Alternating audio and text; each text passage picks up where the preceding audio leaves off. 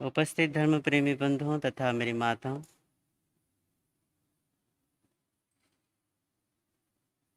प्रातःकालीन धर्म सभा में आप सभी का हार्दिक स्वागत।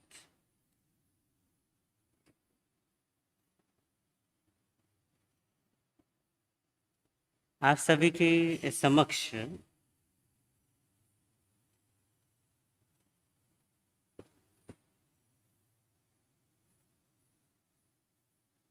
निर्ग्रंथ प्रवचन के माध्यम से जो वार्ता चल रही है,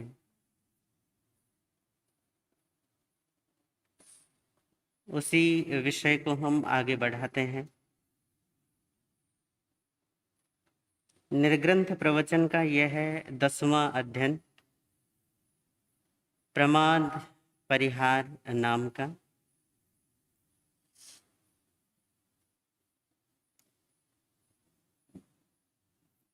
प्रमाद से बचाव के सूत्रों पर इस अध्ययन में चर्चा की गई है। उत्तराध्ययन सूत्र का जो 10वां अध्ययन है वो है द्रुमपत्रक। निर्ग्रंथ प्रवचन का यह है 10वां अध्ययन प्रमाद परिहार, उसी ही अध्ययन का यहाँ पर समावेश है।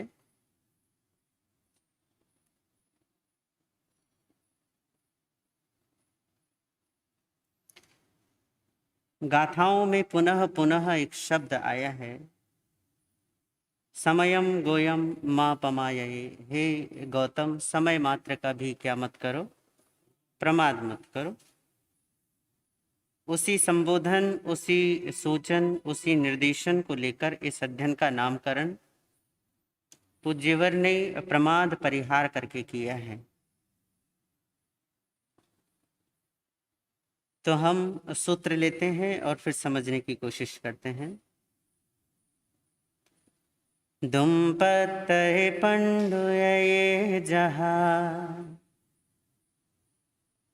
निवडै राय गणाण अच्चये। एवं मणुयाण जीवियम, समयं गोयं मापमाये। समयं गोयं मापमाये।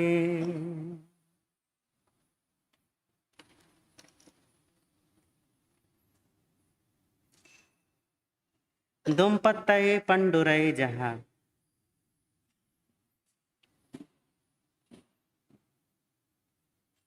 वो जो पेड़ पर पका हुआ पत्ता है, दुम पत्तये पंडुरये,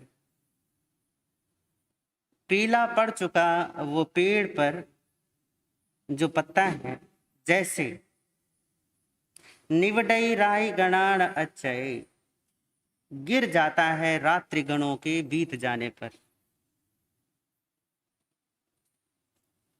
एवं मनुयाण जीवियम, इसी तरीके से ऐसे ही मनुष्य का जीवन है। समयम गोयम मापमाये, हे गौतम, समय मात्र का भी प्रमाद मत करो।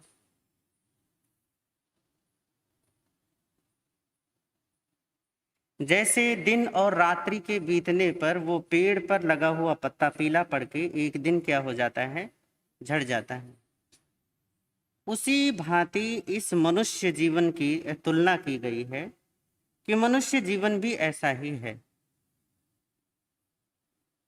इसलिए समय मात्र का भी क्या क्या नहीं करना, प्रमाद नहीं करना। उपाध्याय अमरमुनि जी महाराज साहब का, उनका एक शिष्य भक्त था, पहलवान, आगरा वाले उपाध्याय अमरमुनि जी महाराज साहब। तो वो दर्शन के लिए आता था, जितनी बार आता तो भैया, आदमी जिस फील्ड का एक तरीके से मास्टर होता है, उस फील्ड की वो बात करता ही है फिर, कि मैं ऐसा मैं वैसा। आदमी की पहचान उसकी बातों से हो ही जाती है। खैर, वो तो पहलवान बाबा था हमारा। तो जब भी वो गुरुदेव के पास आता तो अपनी बड़ी बड़ी पहलवानी की चर्चाएं सुनाया करता था कि गुरुजी, मैं इस गांव गया और वहां के पहलवान को ऐसे पटक के आया। इस बार मैं वहां गया था और वहां इतने सारे पहलवानों को हरा के आया। मतलब जितनी बार वो आता था उतनी बार उसके पास नई कोई ना कोई कहानी सुनाने के लिए होती थी कि इस बार मैं उसको हरा के आया और इस बार वहाँ हरा कर आया हूँ और इतने सारे मैंने पदक जीत लिए हैं, इतने सारे पहलवानों को मैंने पछाड़ दिया है। एक बार क्या हुआ कि काफ़ी दिन हो गए और पहलवान जी नदारद आए नहीं। इतने दिनों का अंतराल उन्होंने कभी नहीं डाला था, इतने दिनों का नागा कभी नहीं पड़ा था। अब होता है ना कि एक व्यक्ति यदि कुछ कुछ दिनों के अंतराल पर आता रहे दर्शन देने के लिए, तो गुरु महाराज को भी याद हो जाता है कि भैया ये आदमी आता जाता रहता है। और एकदम से नागा हो गया, एकदम से बीच में गायब हो गया आदमी। तो उपाध्याय श्री जी के मन में विचार आया कि पता नहीं कहाँ चला गया। इतनी दिन तक, इतने अंतराल तक तो वो कभी रुका नहीं, इतना कभी उसने नागा किया नहीं, पता नहीं इस बार कहाँ गायब हो गया। और कोई महीने 1.5 महीने के बाद पहलवान साहब उपस्थित होते हैं और बिल्कुल लथर पथर वाली हालात में। उपाध्याय श्री जी ने जैसे उसका चेहरा देखा, उससे कहते भाई क्या हो गया, क्या ये अपनी हालात क्या बना दी। अरे गुरुदेव क्या बताऊं, बस मैं ये तो आपकी कृपा से मैं मरते मरते बचाऊं, मैं तो बस मौत के मुंह से वापस आया हूं। ये तो आपका आशीर्वाद है मेरे सर पे, इसलिए बच गया, नहीं तो मेरे को तो बचना नहीं था। अरे भाई इतना बड़ा पहलवान आदमी होके और ऐसी बातें कर रहा है, क्या हो गया।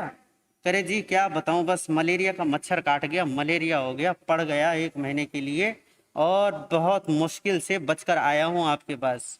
कह रहे भाई तू तो इतने बड़े बड़े पहलवानों को पटक दिया तूने और एक छोटे से मच्छर ने तुझे पटक दिया। बस क्या कहूँ गुरुदेव, बस मच्छर कह रहे सबको हरा दिया, सारे पहलवानों को हरा दिया, पर मच्छर को ना हरा पाया। तो अब आप ये देखिए कि एक व्यक्ति जो पहलवानों पर हावी है, पर उसके शरीर की औकात क्या है बताइए तो सही।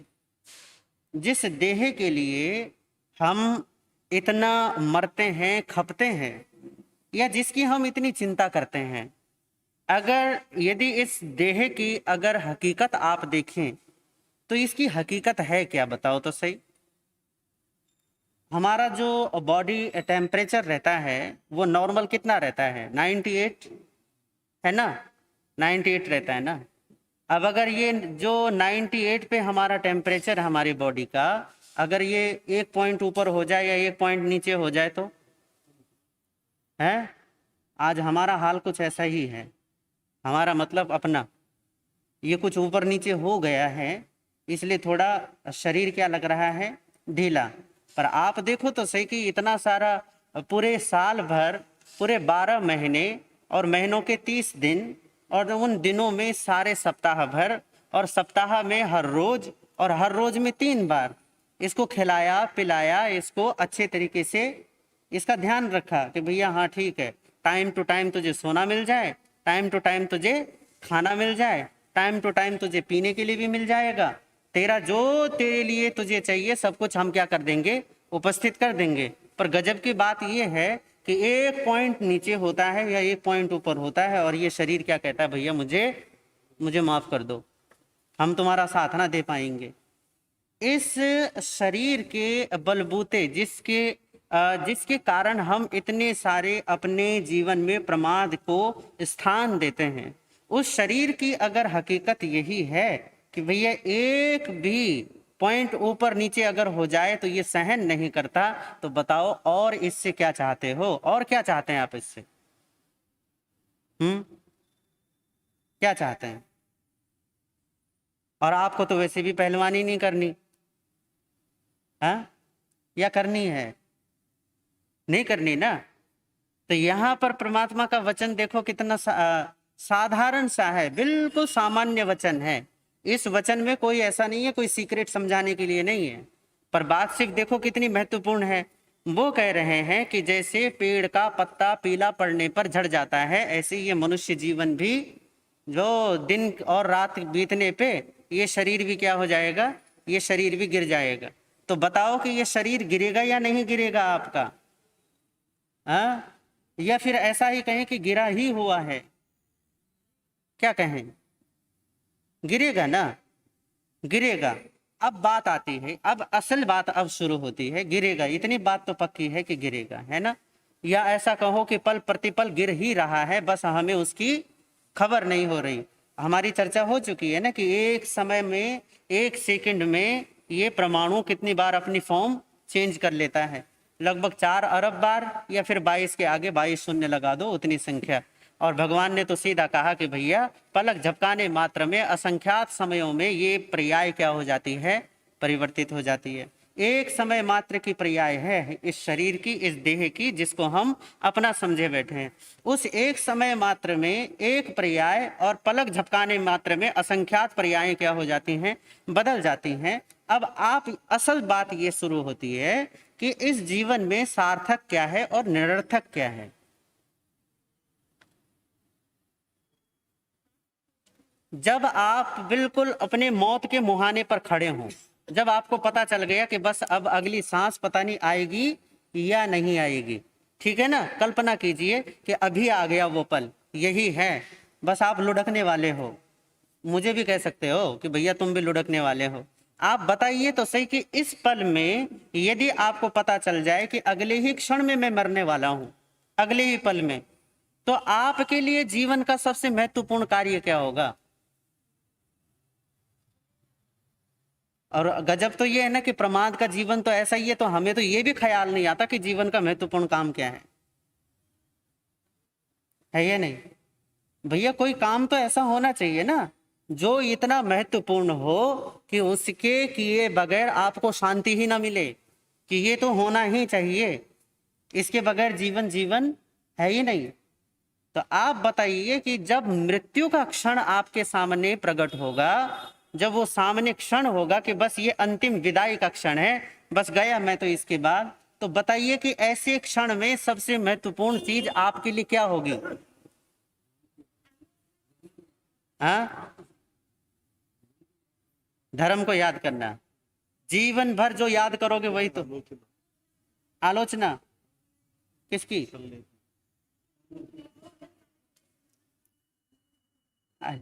अच्छा ठीक है, आलोचना याद रहेगी पक्का, ये अच्छी बात है। पर ज्यादातर मामलों में आलोचना याद नहीं रहती, यही याद रहता है कि झाड़ू सही ढंग से रखी या नहीं रखी। हाँ, जीवन में भैया 24 घंटे आपके दिमाग पर जो रहेगा वही तो रहेगा ना उस समय में भी। आप 24 घंटे किसे याद रखते हो, अपनी आलोचना को। और आलोचना का मतलब ये नहीं कि तुम निंदा ग्राह लेकर बैठ जाओ, आलोचना का मतलब ही यही होता है कि अपने आप को देखना, पूरे तरीके से देखना, है ना। कोई भी अंश अनदेखा नहीं रहना चाहिए जीवन का। आलोचना में जो व्यक्ति जिएगा वो प्रमाद में जी सकता है क्या, नहीं जी सकता। क्यों, क्योंकि उसकी तो नजर है, वो तो चौकीदार बना हुआ पहले से ही। जो चौकीदार अपने जीवन का है उसके लिए ये प्रमाद परिहार नहीं है, क्योंकि वो तो पहले से ही प्रमाद का परिहार करके बैठा है। पर आप यदि अपनी आलोचना को उस पल के लिए छोड़ रहे हैं, या आत्मशुद्धि का वो ख्याल जो आपने एक काल्पनिक तौर पे अपने मन में बिठा लिया कि हाँ इस तरीके से हम कोई पाठ कर लेंगे, कोई सूत्र पढ़ लेंगे, या कोई आलोचना वृद्धालोचना जैसा कोई पाठ होगा तब कर लेंगे, तो आप ये बताइए कि सबसे महत्वपूर्ण क्या है उस समय में।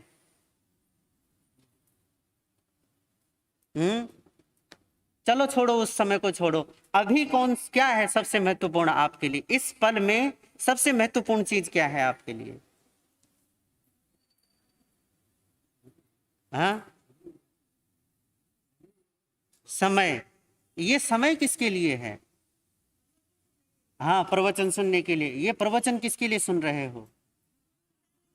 हाँ, आत्मा के लिए। और ये आत्मा कौन है।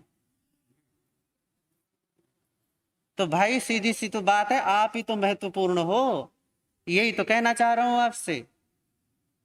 आपके अलावा और कौन है। आप बहानेबाजी करते हो। हाँ, अभी तो महाराज, या तो क्योंकि प्रवचन सभा में बैठे हो तो यहाँ महाराज को खुश कर दो कि महाराज यहाँ प्रवचन सुनना महत्वपूर्ण है, आत्मा की शुद्धि, आलोचना, फिर बड़ी बड़ी बातें। यहाँ से बाहर जाती महत्वपूर्ण कुछ और हो जाएगा। फिर मेरा बेटा, मेरी बेटी, मेरी बहू, मेरा पोता, मेरा पोती, मेरी दुकान, मेरा मकान, मेरा पद, मेरी प्रतिष्ठा, फिर वही महत्वपूर्ण हो जाता है। बात यह है कि इस सारे के सारे महत्वपूर्ण के केंद्र में कौन है? कौन है केंद्र में? किसको चाहिए ये सारा का सारा? चाहे वो छोड़ो, उसे संसार को भी छोड़ो और अध्यात्म को भी छोड़ो, आप ये बताओ कि केंद्र में कौन है? अभी प्रवचन किसको चाहिए? स्वयं को चाहिए। इसका मतलब महत्वपूर्ण कौन हुआ? आप हुए ना।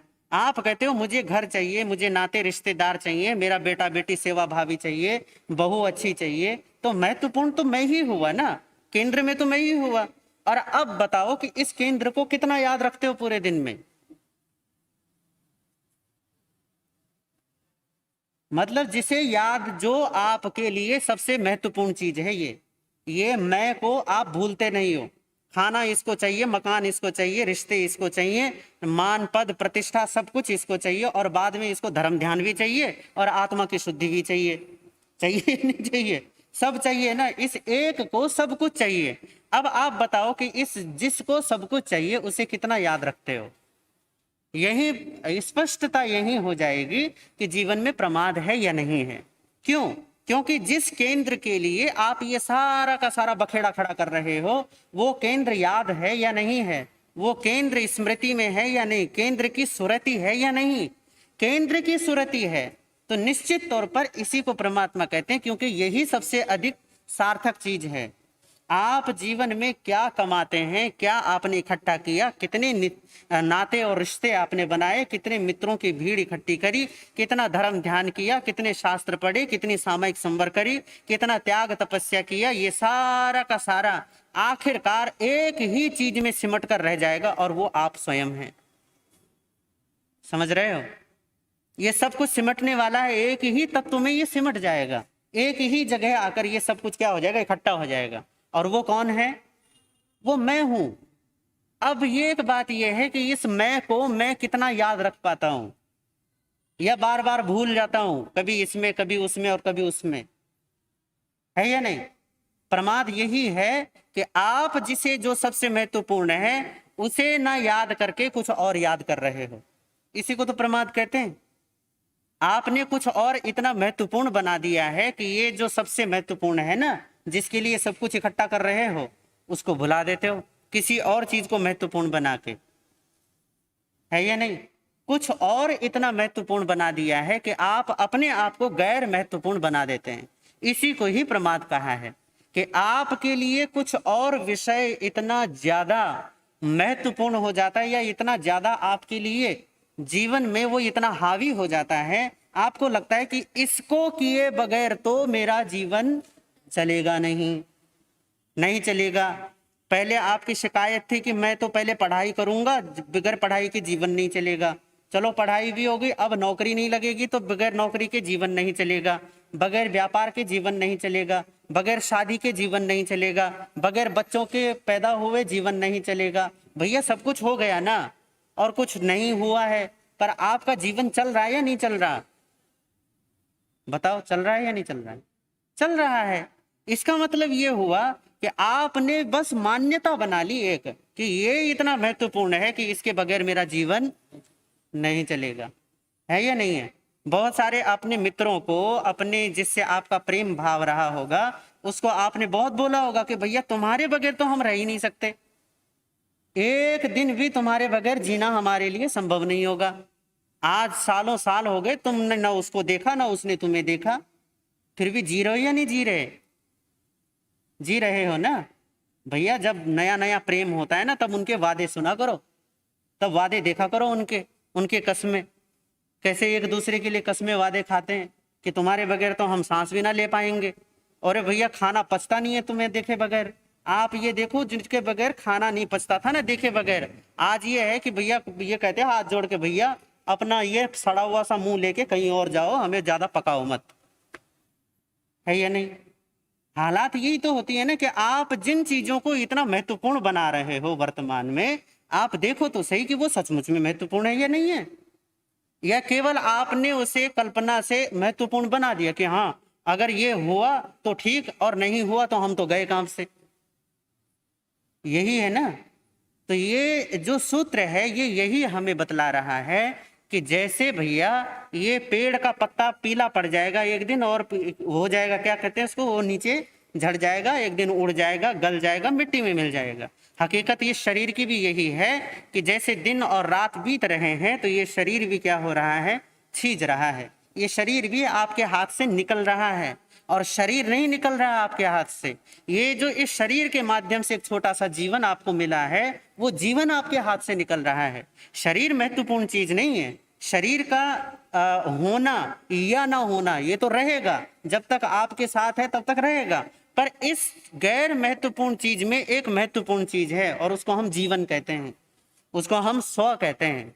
उसको आप आत्मा कहो, जीवन कहो, स्व कहो, कुछ भी कहो, वो आप हो। तो आप उस जो सबसे महत्वपूर्ण है, जिसके होने से ये है, क्या उसे याद रह पाता है वो?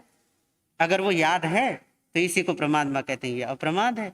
और अगर नहीं है याद, अगर आप बार बार बात बात पर उसे भुला देते हो, बात बात पर उसे बिसरा देते हो, या फिर उसको दोयम दर्जे पर रखते हो, पहले मैं ये करूंगा और उसके बाद ये करूंगा, आप बताइए सामायिक और संसार में अगर दोनों में से चुनाव करना हो तो ज्यादातर लोग यही चुनाव करेंगे कि भैया पहले मैं अपना संसार संभाल लूं, सामायिक तो बाद में देखी जाएगी, ये तो बुढ़ापे का काम है, कर लेंगे बाद में, देख लेंगे, है या नहीं? आप अपनी चीजों को, जो आप हो उसे तो दोयम दर्जे पर रख दोगे, दूसरे कदम पर, देख लेंगे बाद में, कभी कर लेंगे।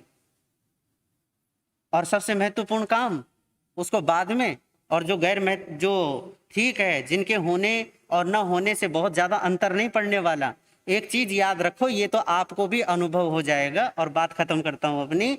आप चाहे इस पूरे के पूरे जाहो जलाली में जो आपने आज तक इकट्ठा किया है, ठीक है, जो जिसे आपने अपना, मेरा घर, मेरा परिवार, मेरा खानदान, मेरा नाम, मेरा ये, मेरा वो, जो भी आपने इकट्ठा किया है, इसमें से आप अपने आप को हटा दो।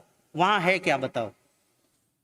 हटा दो अपने आप को, एक बार कल्पना में हटा दो। असलियत में तो आप हटाने से रहे। आप बताओ, एक बार कल्पना करो, जिस घर को कह रहे हो ना ये घर मेरा इतना महत्वपूर्ण बनाया था, इस घर के लिए कितने लड़ाई झगड़े हुए, कितना कलह कलेश। आप बताओ कि इन रिश्ते नातों को, जिनको तार तार करके जोड़ा है, एक एक ईंट से अपने घर बनाया है, थोड़ा कहीं से लोहा लक्कड़ पत्थर रेत बजरी सीमेंट सब इकट्ठा करके ये जाहो जलाली इकट्ठी की है, और वो बहुत महत्वपूर्ण है आपके लिए। अब बताओ वहां से अपने आप को गायब कर दो, क्या है वहां? कुछ भी नहीं है। घर तो है, ऐसा कैसे कि कुछ नहीं है? हाँ, आप नहीं हो बस। और ये होने ही वाला है, आज नहीं तो कल होने वाला है। क्यों? क्योंकि परमात्मा कह रहे हैं भैया पेड़ की पत्ते की तरह तुम भी निकल लोगे है या नहीं? ये तो होने ही वाला है, आज नहीं तो कल होने वाला है।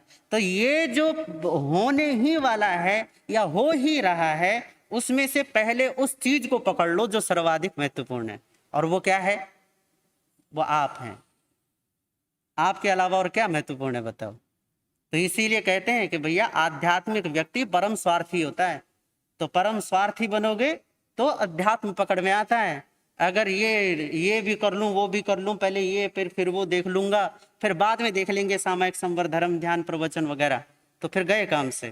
तो आप ये जो सूत्र है ये केवल यही कहता है कि केंद्र में आप हैं, इस केंद्र को भूलना नहीं। और ये केंद्र को जो भुलाता है किसी भी बहाने से, प्रमाद के बहुत सारे कारण हैं, उन पर भी हम चर्चा करेंगे। पर जो भी, चाहे कोई सा भी कारण हो, अगर इस केंद्र से दूर चले गए, केंद्र को भुला दिया, तो गए प्रमाद में। और प्रमाद को परमात्मा ने मृत्यु कहा है कि प्रमाद ही मृत्यु है और प्रमाद के अप्रमाद ही अमृत है। तो आपके लिए चुनाव स्पष्ट है। प्रमाद का चुनाव करोगे तो मृत्यु का चुनाव है, अप्रमाद का चुनाव करोगे तो अमृत का चुनाव है। चुनना आपको है, आप क्या चुनते हैं? इन्हीं भावनाओं के साथ ओम शांति। अहिंसा एवं करुणा के अवतार श्रवण भगवान महावीर के पावन पुनीत चरणों में सादर कोटि कोटि वंदन अभिनंदन। ध्यान योगी युग प्रधानाचार्य पूज्य श्री शिव मुनि जी महाराज साहब, संघ गौरव उप प्रवर्तक परम सेवा भावी पूज्य गुरुदेव श्री प्रेम सुख जी महाराज साहब, पंडित रत्न ज्ञान योगी उपाध्याय परवर श्रद्धे श्री रमेश मुनि जी महाराज साहब के पावन पुनीत चरणों में सादर कोटि कोटि वंदन अभिनंदन। आदरणीय मुनिवृंद, विदुषी साध्वी जी महाराज, उपस्थित धर्म प्रेमी बंधुओं, माताओं एवं बहनों, आप लोग श्रवण कर रहे हैं वीतराग श्रवण भगवान महावीर की अमृतमय वाणी श्री आचारांग सूत्र के माध्यम से। आचारांग सूत्र की छोटी छोटी सूक्तियों के बारे में हमारी चर्चा चल रही है। आगे कन्या सूत्र के माध्यम से कहा है, पन्नाणेहिं पर्याणः लोयम मुनित्ति वुच्चे। अर्थात इसका अभिप्राय है, जो अपनी प्रज्ञा से संसार के स्वरूप को ठीक प्रकार से ठीक तरह से जानता है वही मुनि कहलाता है। यह मुनि की पहचान बतलाई है कि अपनी प्रज्ञा के द्वारा, अपनी बुद्धि के द्वारा, अपने समझ के द्वारा लोक के स्वरूप को, संसार के स्वरूप को जो जानता है उसको मुनि कहा है। एक आदमी जो केवल मोटी सी बात समझता है, वो एक ही बात कहेगा, संसार को क्या समझना है। दुनिया के जितने देश हैं वर्तमान में सबके बारे में पता है, नहीं पता पढ़ लो, उनके वीडियो देख लो और आप इस संसार में घूम करके आ जाओ, हो गया संसार का स्वरूप। ये एक अंश हो सकता है, एक हिस्सा हो सकता है, और ये एक ऐसी बात है जो भौतिक रूप वाली बात है। अब मोटे तौर पर हम और आप क्या जानते हैं? इस पृथ्वी पर समुद्र है, जमीन है, नदी नाले पहाड़ है, जंगल है और लाखों करोड़ों लोग रहते हैं। ये पृथ्वी का स्वरूप है। लेकिन ये पृथ्वी का एक मोटा सा स्वरूप है।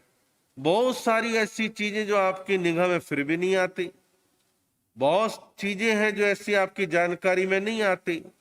लेकिन यह बात आई है लोक के स्वरूप को जानना।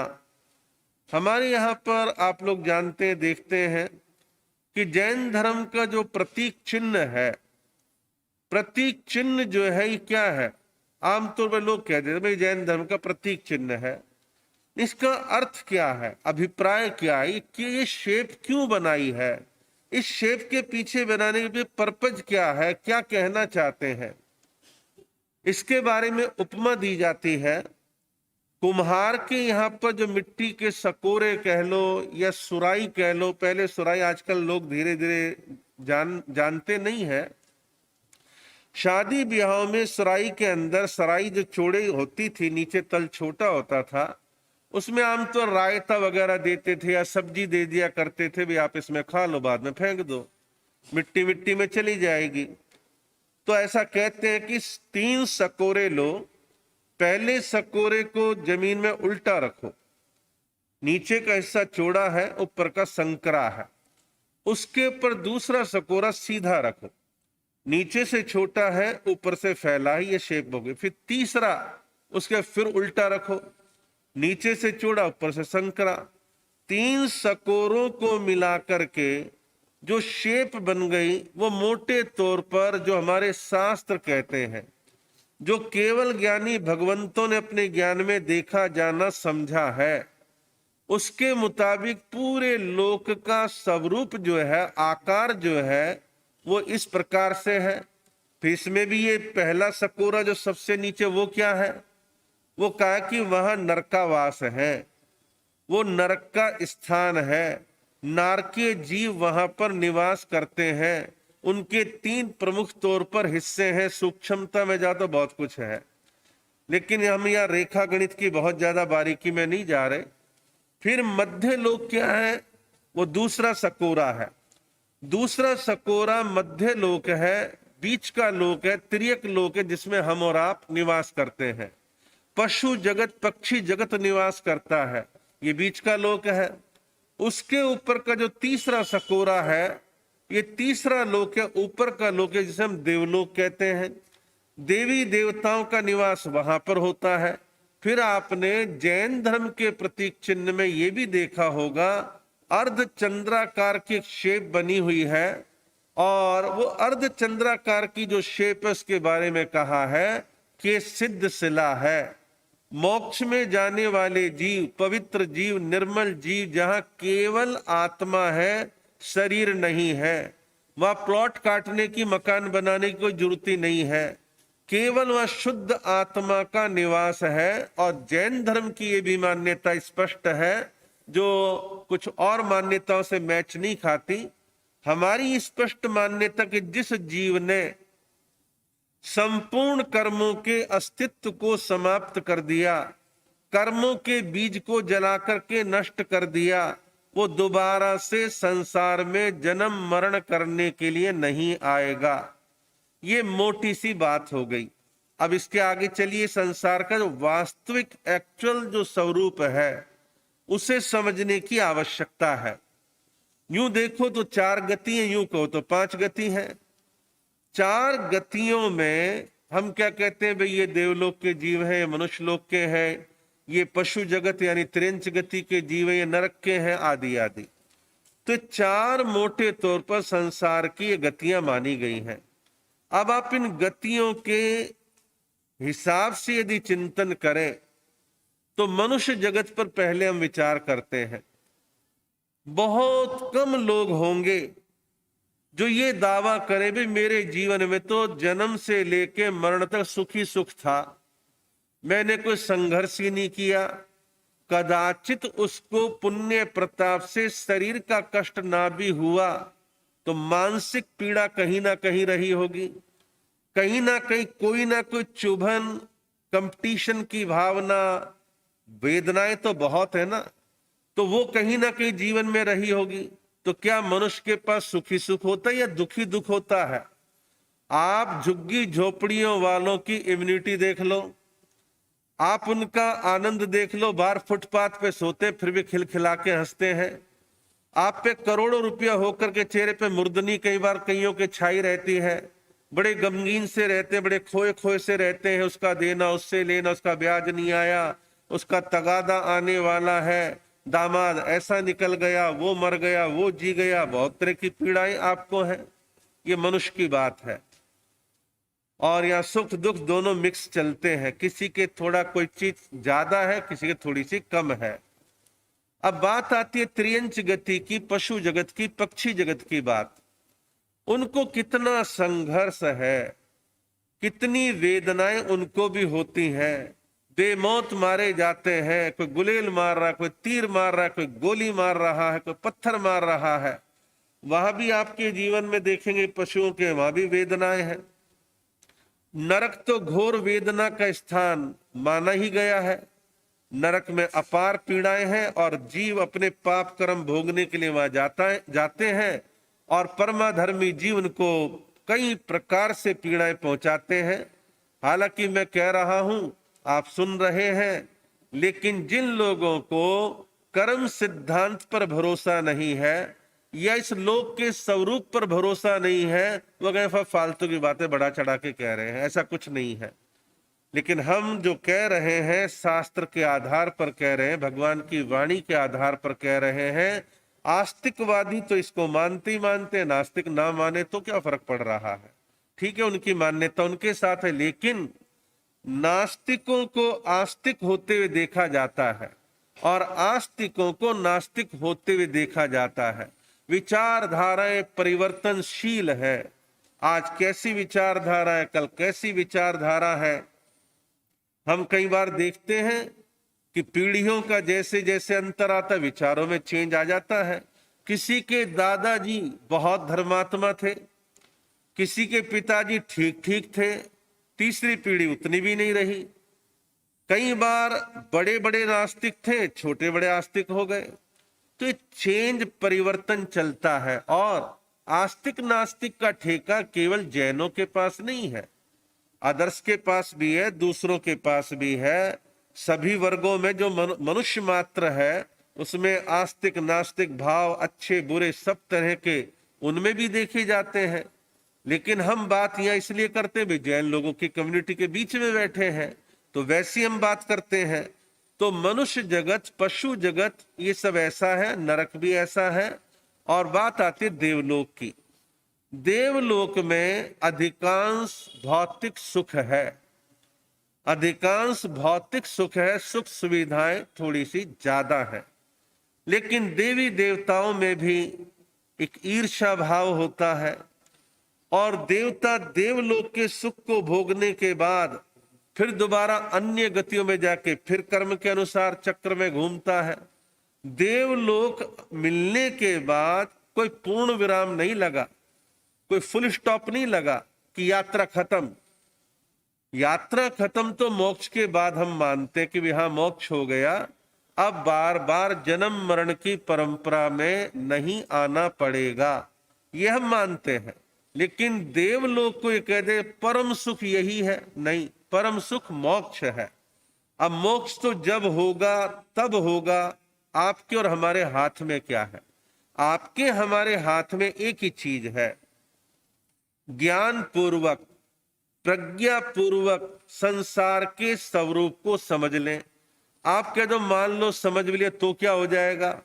अब मान लीजिए आप अपने घर से 10 किलोमीटर दूर अपनी फैक्ट्री जाते हैं। आज पहली बार गए, आपका अनुमान नहीं था कितने मोड़ आते हैं, कितने गड्ढे आते हैं, कैसे कैसे बच के चलना है।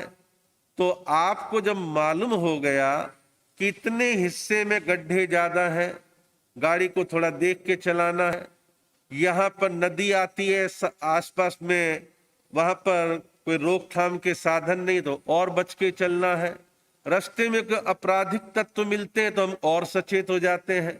तो जब हम कर्म के अनुसार संसार के स्वरूप को और वहां की स्थिति परिस्थिति कर्म के स्वरूप को समझ लेते हैं तो फिर हम बचने की कोशिश करते हैं। किसी इलाके में आतंकवाद है, अपराधियों का बोलबाला है, तो व्यक्ति काम के लिए बाहर तो जाता है लेकिन सचेत रहता है कि कोई घटना ना घट जाए, बच के चलना है, टाइम पर घर पहुंचना है, कोई ऐसा सामने आ ही जाए तो कैसे तेजी से बच के निकलना है या मुकाबला करना है, अनेक तरह की बातें दिमाग में आ जाती हैं। आप में से हमारे में से बहुत सारे ऐसे जीव हैं जिन्होंने कर्म के अनुसार संसार के स्वरूप को जान लिया है। उनकी कोशिश रहती कोई काम ऐसा ना करूं जो कर्म बंधन का है, संसार में बार बार जन्म मरण की परंपरा को बढ़ाने का है, उससे मुझे बचना है। तो इस सूत्र का जो भाव है वो यही है कि आगमकार कहते जो अपनी प्रज्ञा से संसार के स्वरूप को ठीक तरह से जानता है वही मुनि कहलाता है, वही साधु कहलाता है। साधुओं के लिए तो प्रेरणा यह है ही, लेकिन श्रावकों के लिए निषेध भी नहीं है कि क्या श्रावक इन चीजों को ना जाने, वो भी जाने। उसकी यात्रा कम हो सकती है, थोड़ी गति कम हो सकती है, लेकिन श्रावक श्राविका को भी संभलना है, साधु साध्वी को भी संभलना है। आगे कहा है अगले सूत्र में, आरंभजम दुख मिणम, आरंभजम दुख मिणम, यह सब दुख आरंभज है, हिंसा में से उत्पन्न होता है। अब देखिए ये कहा कि यह सब दुख, यह सब दुख का मतलब हमारे आसपास का दुख, हमारे अपने जीवन का दुख, ये आरंभज है। आरंभज शब्द हमारे यहाँ जैन ग्रंथों में आगमों में बहुतायत पढ़ने सुनने देखने में आता है। साधु साध्वी भी अक्सर इसका प्रयोग प्रवचनों में लेखन में करते रहते हैं। आरंभज का मतलब है हिंसा, आरंभ समारंभ जिसे हम कहते हैं। तो आरंभ यानी हिंसा, तो हिंसा से ये सारा दुख हमारे आसपास का उत्पन्न हुआ है। आप कहोगे कि क्या केवल हिंसा ही दोषी है? झूठ बोलना, चोरी करना, व्यभिचार करना, परिग्रह करना, क्रोध मान माया लोभ इत्यादि राग द्वेष ईर्ष्या वगैरह करना, क्या ये दोषी नहीं है? क्या ये सब जिम्मेदार नहीं है कर्म बंधन के? वो भी जिम्मेदार है, लेकिन मुख्य जो भूमिका है वो आरंभ की है, हिंसा की है। और हिंसा करवाने में भी आपके कषाय, आपके राग द्वेष ये भूमिका अदा करते हैं। वो भूमिका अदा करते हैं, वो पीछे से अपना काम कर रहे हैं, लेकिन मूल जो आगे दिखता है वो आरंभ है, हिंसा है। आपको किसी से ईर्ष्या हो गई, और सामने वाला तो रुक ही नहीं रहा, उसकी वाहवाही हो रही है, तरक्की कर रहा है, और आपकी ईर्ष्या आपको अंदर खाते मथ रही है। पहली बार तो आप तीखा वचन बोलोगे, उसको ताना मारोगे, कोई ऐसी जली कटी बात करोगे, फिर इतने से भी काम नहीं जाए, फिर आप हाथ उठा दोगे। हाथ क्यों उठाया? क्योंकि मन में कहीं ईर्ष्या काम कर रही है। कई प्रांतों में घृणा फैलाने वाले एक घृणा फैलाते हैं, फला प्रांत के लोगों को काम धंधा नौकरी मत दो, इनके आने से हमारा काम धंधा, हमारी नौकरी का अधिकार चला जाता है। और मैंने तो एक चीज देखी है, दुनिया के किसी भी कोने में आप चले जाएं, काम मिलने का एकमात्र तरीका, माध्यम है, आप काम कितनी कुशलता से करते हैं, आप कितने समर्पण से करते हैं, आप मालिक की आज्ञा के अनुसार काम करते हैं या नहीं करते हैं। यदि करते हैं तो आपकी जाति कोई नहीं पूछेगा, आपका रंग कोई नहीं पूछेगा, आपका धर्म कोई नहीं पूछेगा। और आप मक्कार है, कामचोर है, तो आपको कोई नहीं पूछेगा, अपने भी नहीं पूछेंगे। अब उत्तर भारत में कहते हैं यूपी बिहारी, दिल्ली में हरियाणा में पंजाब काम लूट लेते हैं। तुम्हारी युवा पीढ़ी दारूबाज है, नशेड़ी है, काम करके राजी नहीं है, तो उसको कौन देगा काम धंधा? तो काम धंधा मिलेगा काम करने वाले को। आजकल की नई पीढ़ी को काम देते मालिक एक बार देख लेता, भैया ये रात दिन मोबाइल मोबाइल मोबाइल में तो नहीं लगा रहता, तेरे काम के 8 घंटे हैं, तो मोबाइल से मत चिपक, काम कर। तो मालिक खुश होके तनख्वाह भी बढ़ाएगा, शाबाशी भी देगा, इनाम भी देगा। तो ये दुनिया में ये चीजें चलती हैं, इसके पीछे ईर्ष्या भी काम करती है और आदमी के काम करने के तरीके भी गिने जाते हैं। तो आवश्यकता है कि जीवन में जो चारों तरफ हिंसा है, इसका मूल जो है, ये आरंभ जो है, ये हमारे दुख का, पीड़ा का, परेशानी का कारण है। अब बात में खान पान की कर दूं। हम यहां किसी के खान पान को रोक नहीं सकते। कौन वेजिटेरियन, कौन नॉन वेजिटेरियन, कौन शाकाहारी, कौन मांसाहारी, हम पीछे अंकुश नहीं लगा सकते, अधिकार भी नहीं है, और लगाने से होगा भी कुछ नहीं। प्रेरणा देना हमारा काम है।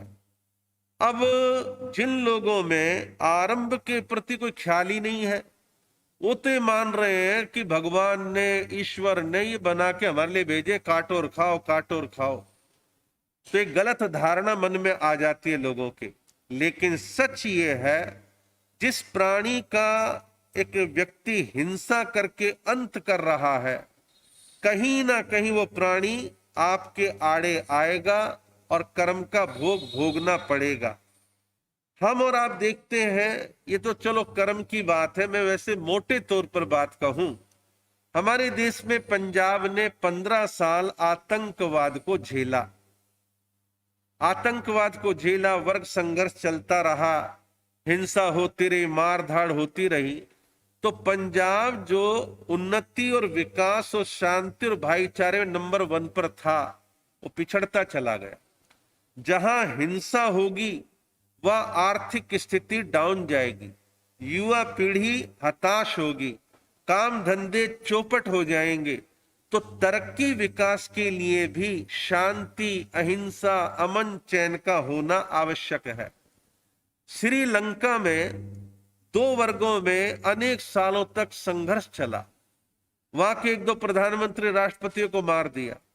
हिंदुस्तान में राजीव गांधी को इसलिए मार दिया कि शांति सेना वहां भेजी थी, उसका रिएक्शन था, इसलिए राजीव गांधी को मार दिया।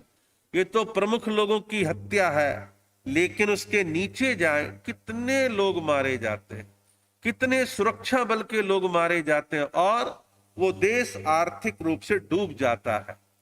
श्रीलंका में ऐसा हुआ। लेकिन फिलहाल अनेक वर्षों से शांति है, वही लोग वहां पर रह रहे हैं, दोनों वर्गों के लोग हैं। लड़के भिड़के मर के कट के समझ में आया कि शांति ही अच्छी है। हमारे देश के बहुत सारे शहरों में पिछले 30-40 सालों में साल में 1-2 बार कर्फ्यू लग जाया करता था। उसने 10-20 इसके मार दिए, उसने 10-20 इसके मार दिए, और प्रॉपर्टियों में आग लगा दी, ये कर दिया, वो कर दिया। धीरे धीरे दोनों वर्गों को एक बात समझ में आई। 15-20 दिन के कर्फ्यू में जो बेचारे रोज कमाते रोज खाते वो पिस जाते हैं, दुकानों को आग लगा दी जाती है, निरपराधी मारे जाते हैं, अपराधी भाग जाते हैं, परिणाम कुछ नहीं निकलता। तो ये माइंड सेट होने में कई बार टाइम लगता है। जब शांति को कई साल बीत जाते हैं, फिर कोई उंगली लगाने वाला आ जाता है, फिर हिंसा हो जाती है। तो मनुष्य जो है इस प्रकार की गलतियां करता है। अफगानिस्तान का बेड़ा गर्क हो गया, कितने सालों से संघर्ष चल रहा है।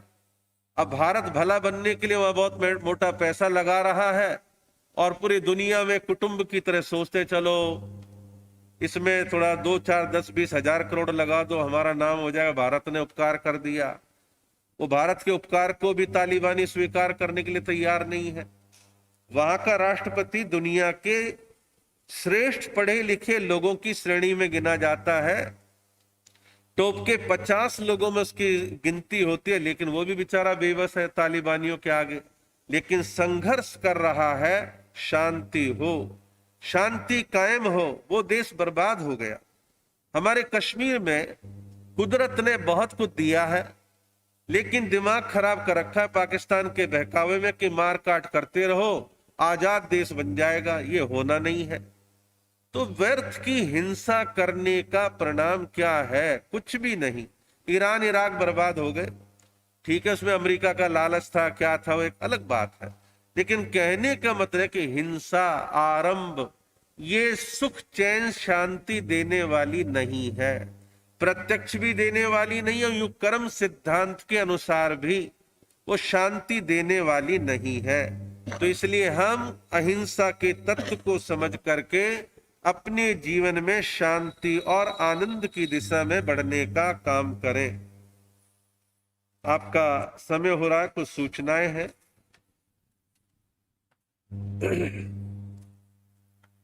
चातुर्मास अपनी गतिशीलता से आगे बढ़ रहा है।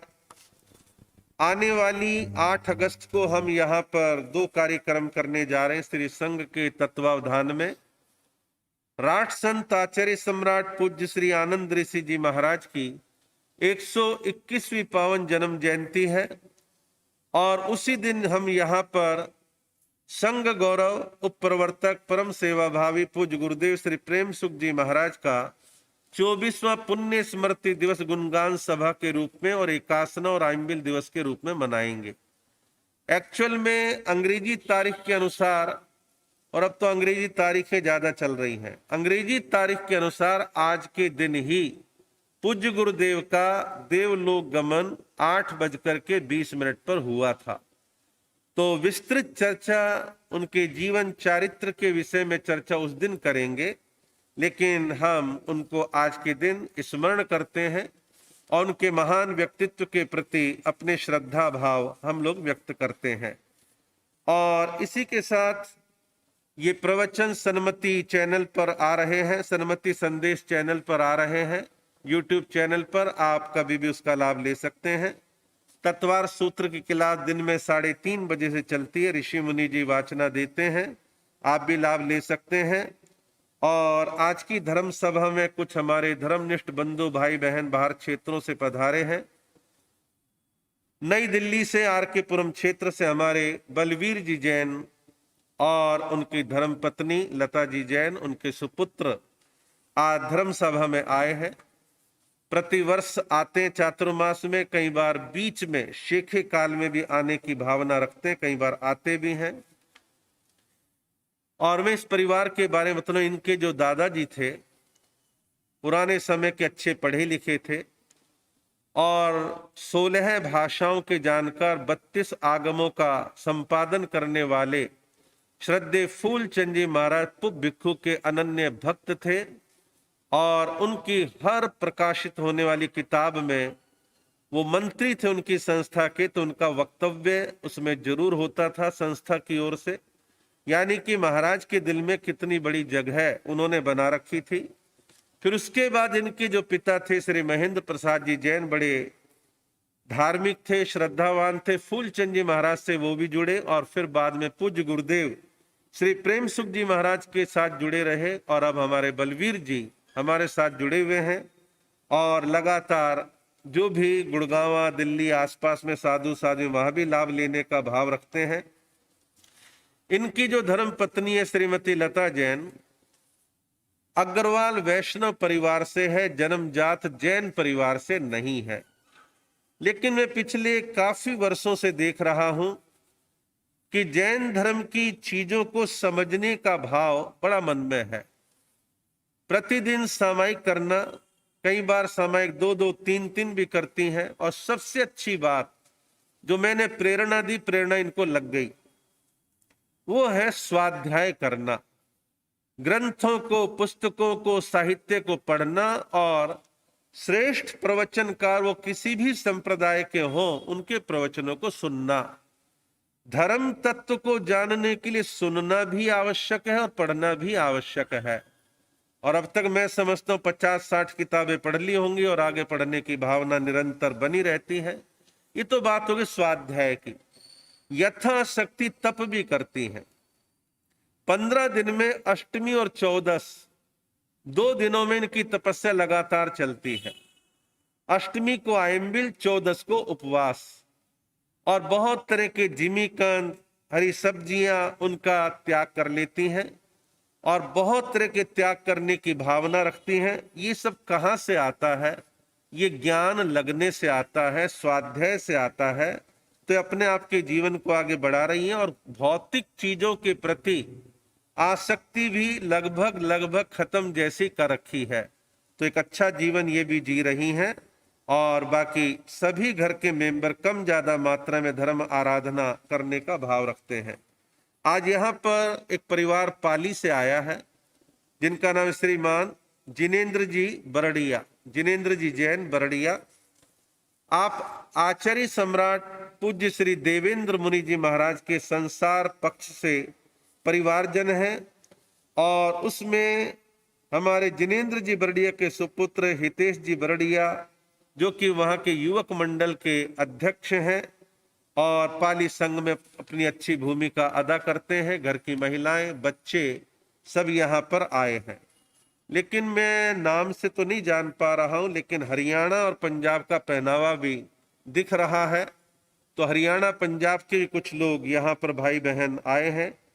सभी का यहाँ पर धर्म सभा में स्वागत है। संतों की ओर से तो आशीर्वाद है, आपकी जो धर्म की वृद्धि हो ऐसी हम मंगल कामना करते हैं। आपका समय हो रहा है, आज थोड़ा 5 मिनट ऊपर हो गए हैं। अब आप सभी उपाध्याय प्रवर पंडित रत्न श्री रमेश मुनि जी महाराज के पावन विचार आप सभी सुनेंगे और उसके पश्चात संघ की सूचना होगी। फरमाइए। गुरुदेव गुरुदेव गुरु उपकारी है। गुरुदेव गुरुदेव गुरु